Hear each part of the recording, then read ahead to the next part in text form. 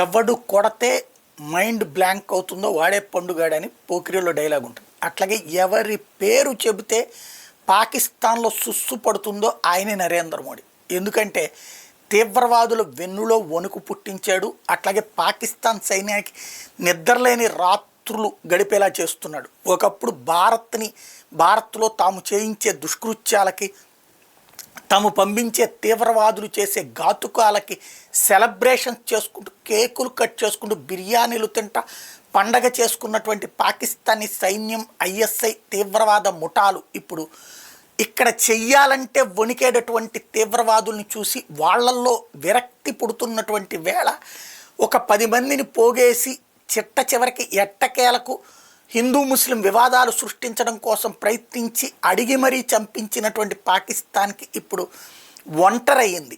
ఏ ఒక్కళ్ళు చివరికి China, Turkey కూడా నిన్న ఏమీ చేయలేకపోయినాయి. అందరూ తోడున్నారని ప్రపంచాన్ని నమ్మిస్తే ఆ అందరూ తోడుండగానే తాట తీసి వదిలిపెట్టింది దాని వెనకాల ఉన్నటువంటి వ్యక్తి మోడీ ఒక మాట చెప్పాడు అంటే అది ఖచ్చితంగా జరిగి తీరుతుంది.